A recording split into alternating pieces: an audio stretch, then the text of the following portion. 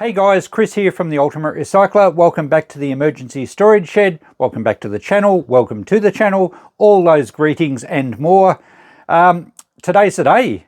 It's episode 132 of the emergency storage shed clean out series, and we get to move that shelf unit. Now, I got into trouble from Wally in the last episode for not moving out at the end of the episode.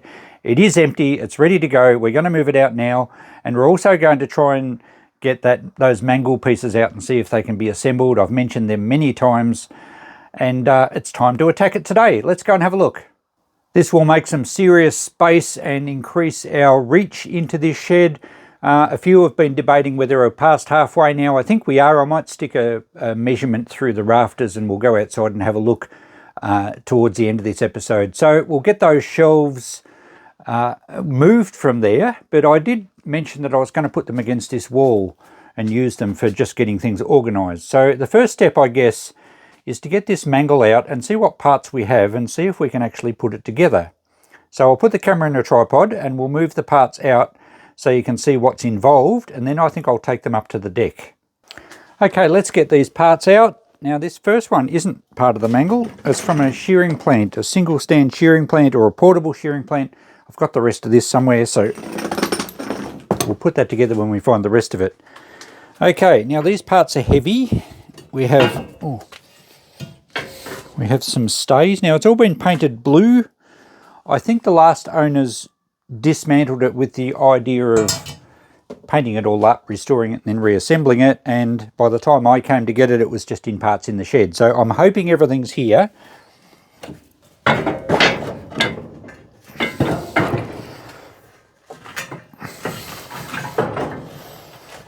All the main parts appear to be here.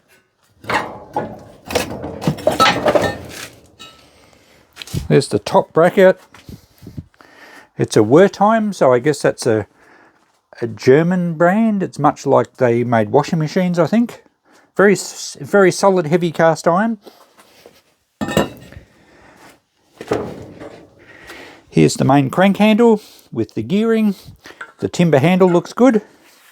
So it might even work. Maybe Christine can do the washing, or at least wringing out the wet clothes, because I guess that's what they were used for. Now, a Mangle this size wasn't domestic use. Sorry, it's all tangled together, and I don't want to jam my fingers. So these were more of a commercial type thing, maybe for a hospital or that sort of stuff. And beautiful cast iron work. I'll get it up on the deck, you'll be able to see it much better. It is on wheels as well. Once I get it together, I'm not sure how I'm going to move it. I mean, I can roll it, but I don't know how I'd get it to the shop if I wanted to sell it. Just got a code there from where it came from. I've owned it for quite a few years, thinking I'll get to that one day. All right, and the other end is in here. It's on wheels as well. Doesn't appear to have any damage or any breaks.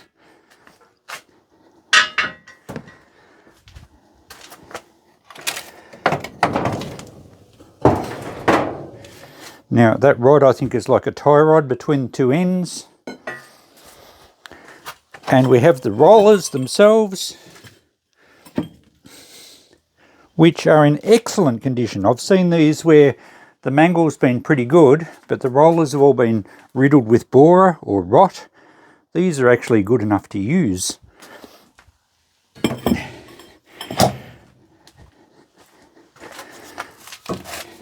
And the other roller.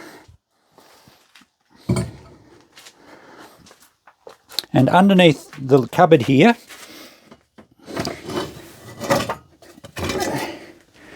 we have a bucket of parts. Lots of nuts and bolts, and it looks like a bearing or something.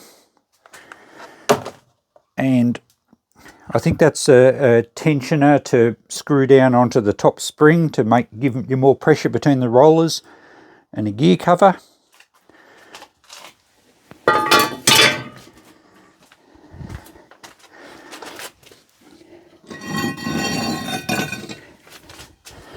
Another stay that looks like the top piece.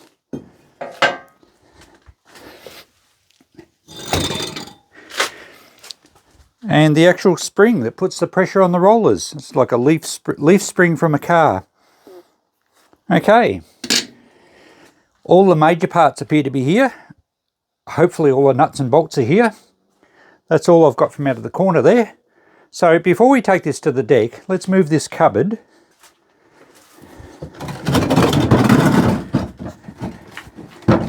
Which I'm going to address, and we'll give it a bit of a clean up and work out what it's worth and what we're going to do with it when I get to the other cupboard back behind it.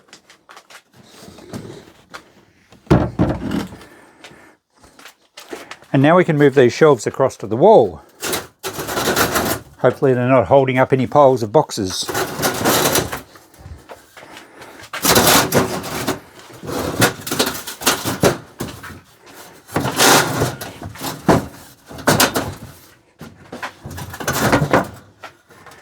Beauty, now I've got more shelves to put stuff. In fact, I will be stacking projects and things on here where it's easy to see what repair jobs I have to do next, because that one's a bit full. I've obviously got a lot of jobs ahead of me, and I'll try and squeeze these repairs in between all my other jobs. I don't mind stuff being here if it's organised and I know where it's to go and what I've got to do with it, and you know, a lot of it will be for sale once I fix it. What I don't like is a shed chockers full of stuff I don't even know what it is, because I can't use it. So, alright, we'll leave this one back here for now. And we'll get to that soon. Probably the next episode, once we get this out, is that pile of boxes before it falls over. Because it looks a bit wonky. Maybe we should just do that for now. Okay, let's get the Mangle up onto the deck.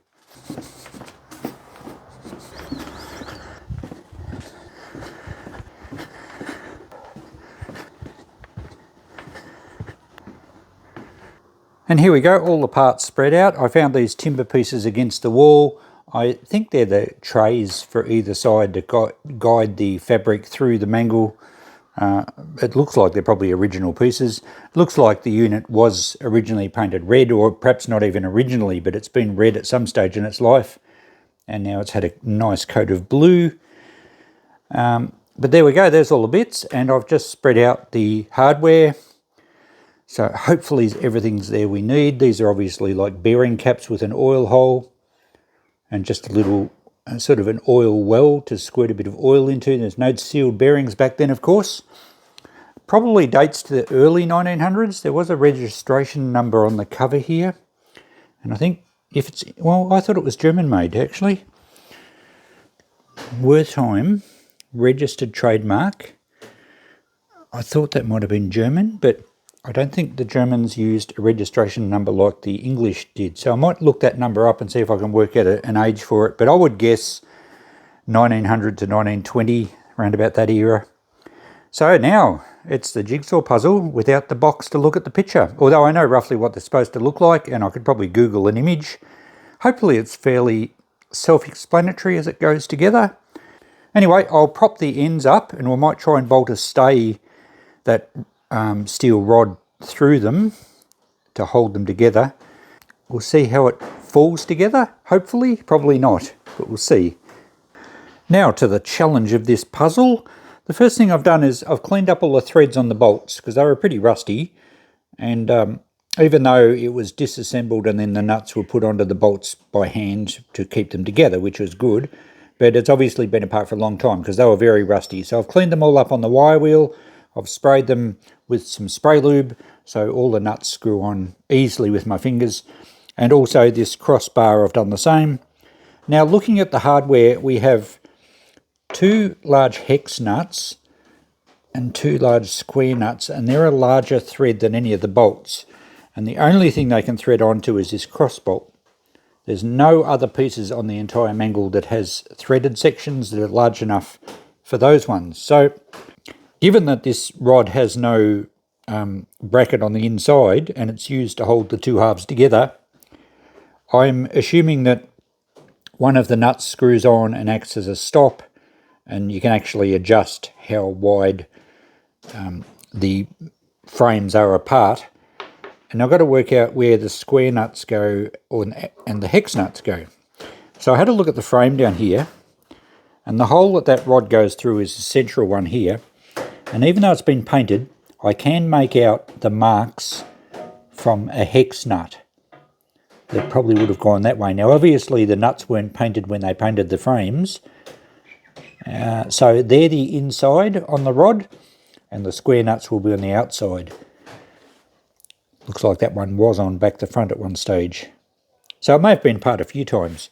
So there's a bit of detective work. When you are assembling mechanical things that have been taken apart, whether it was just last week or whether it was a long time ago, there's usually indicators of wear or patterns or something to tell you where things go. That frame over there goes on the bottom section, and you can actually see the square sections here where the square ends of that frame went. So that's what holds the thing together. One rod through the middle, that frame at the bottom, and then the cross assembly at the top. I think this piece bolts right across the top of it. So I'm going to start with putting the rod through the middle, and we should be able to stand it up then, and then fit the bottom piece. And then it's just a matter of assembling the rest of it as we work it out. Okay, let's see if we can get this assembled without it falling on me and squashing my toes or something. So we can put that in there, and we can get a nut on the back of it.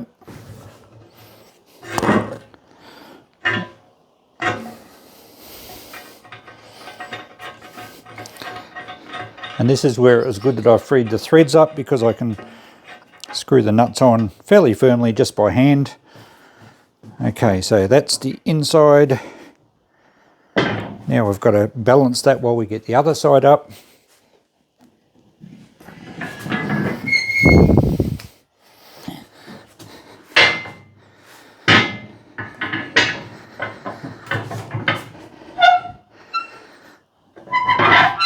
And get that the right angle. Oh, the wrong hole, that's why. There we go, that's better. Alright, that's going to be fairly easy. I thought I might have trouble getting that all held together with only two arms, or two hands. Excellent, so that really can't fall over now. It'll wobble, but it can't fall over. So the next thing is to get the frame in the bottom, and I have to work out which bolts. For that, we have two sets of 4 bolts.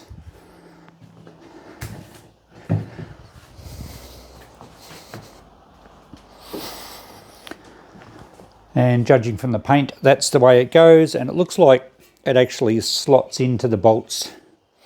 Now they're coach bolts. They're what I call coach bolts, which have a square behind the round domed head, and the square will fit into a square on the frame. So that means once that's in the right hole, we don't have to hold this end. And there's some washers to go on behind the square nuts.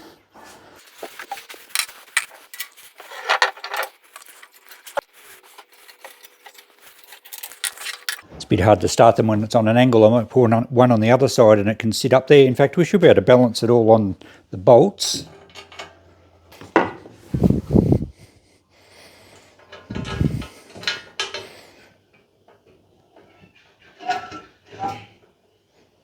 There, once it's balanced, we'll be able to get the nuts on easily.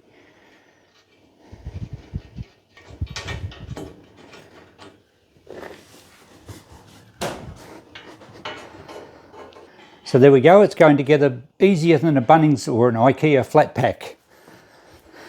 Now, next we need the top assembly, because there's really not much more down the bottom. We've just got to work out the order that that goes in. With the bottom section bolted in, it's now more stable. I've just put the top piece across here, so it has 4 bolts going through there. I've only just put it on to make sure that the sides are the right distance apart, so we can take that off because we've got to put the rollers in. And I fitted the wheel on here, so that has some gearing on the inside of the hand crank wheel. So I've got to work out what cogs mesh with that. And I'm having a bit of trouble because this one here has a double cog this end, which won't fit between the frame and the other wheel.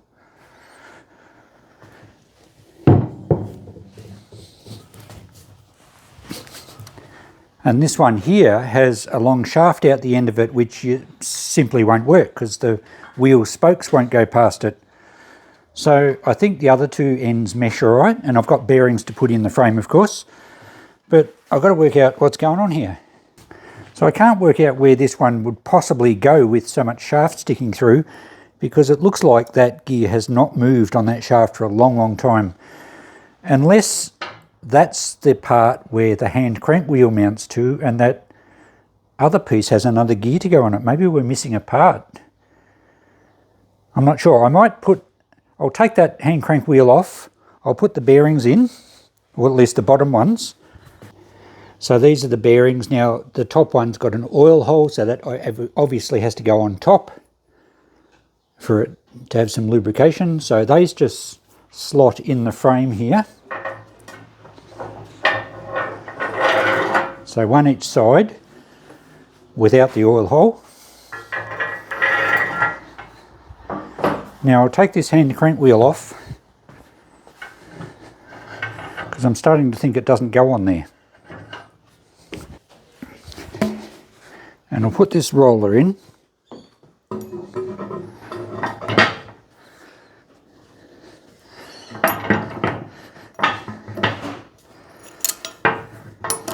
There we go, that sits on the bearings nicely. A bit dry, of course.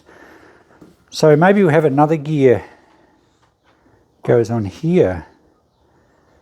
Oh, actually, the gear on this one does appear to be loose. So maybe that's not where it went. Maybe it goes, okay, let's put that down for the moment.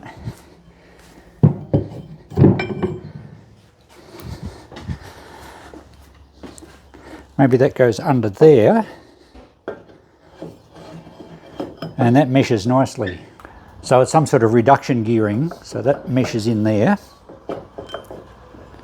And I don't know what holds it on. It may have had a hole in the end of the shaft. There may be a split pin go through it. I don't have that. Now from there, I think this one goes on the end of this roller shaft. So it's direct drive to the bottom roller shaft. That looks better. Look at that. It's actually going to work, I think. We're going to have to get a split pin through the bottom one. Now, how's the top shaft going to work? Am I still missing a gear? Oh no, it drives from the other end. So I'll put the tops of the bearings on for now.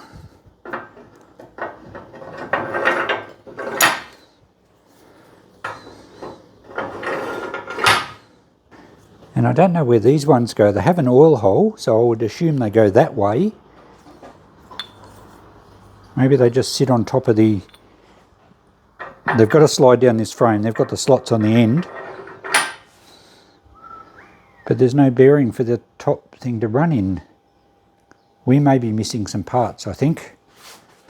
Unless these go the other way and it runs in the V. That seems a bit weird.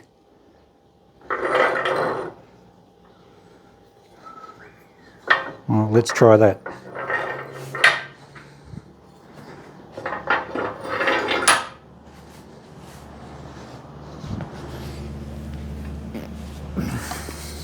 So will that fit in there? No, there's nothing to hold the shaft. We're missing some parts. That's going to mesh okay this end, but we do need some more bearing blocks. I think that shaft doesn't go anywhere, that's just a blank shaft, so it drives through this end. The hand crank wheel drives the bottom roller. Oh, actually, it's not direct drive through the bottom because it spins. So this gearing reduces the turning to the bottom roller, and the top roller just drives off a one-to-one gear the other end. But there's nothing to support the shaft. That's a shame.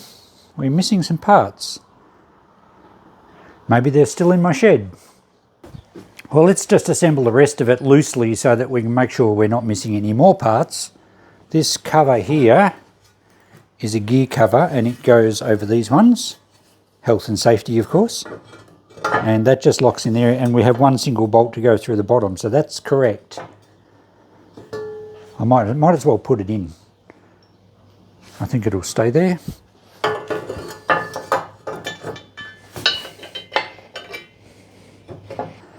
Okay, so that's where that goes. Now the top sections, we have this bracket goes over the top, and I think it's supposed to sit on those other blocks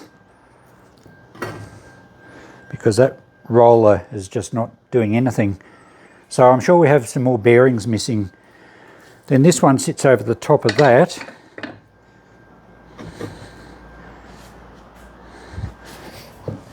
And this one goes right over the top of that.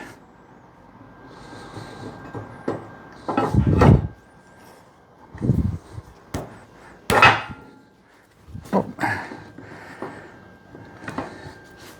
Nearly dropped it. And this tensioner screw goes in the top. And if we screw that down enough, it'll hold that spring in place.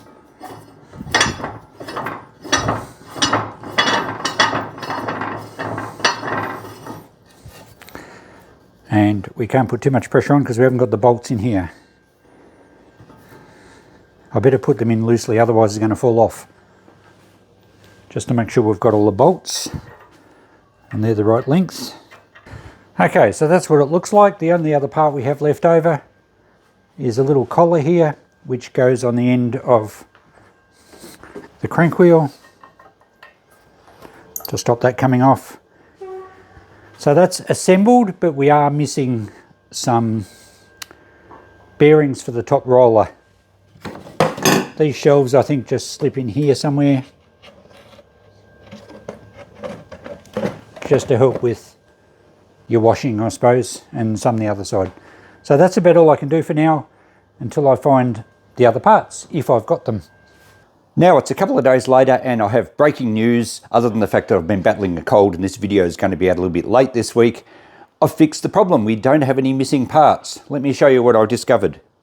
When I was trying to nut it out, a few things bothered me. One was the box of parts, all the nuts were screwed onto the bolts very neatly so that nothing got missed. And someone that does that normally doesn't put parts in different containers. So I kind of figured everything should have been here.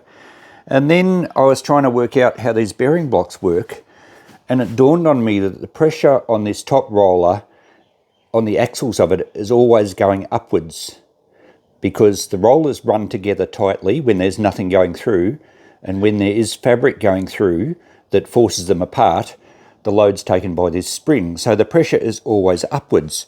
So the two bearing halves didn't go over the top of each other, and I'm not sure we can get a good view in here, but we'll go around this way. There's one of the bearing caps. So that goes over the top of the roller, and the top roller, and the bottom one sits in the bearing at the bottom. A bit hard to view that one. And this other spacer block just allows for the top beam to rest on. So the oil holes go right through to the top roller shaft, and then they drip down below onto the bottom one. So there we go. It now works beautifully. Let me crank it for you. You can see how it's geared quite slowly. And the gears work nicely. And they don't have to be good bearings because really this thing doesn't do hundreds of revs per minute. It only does like a matter of, I don't know, not many per minute.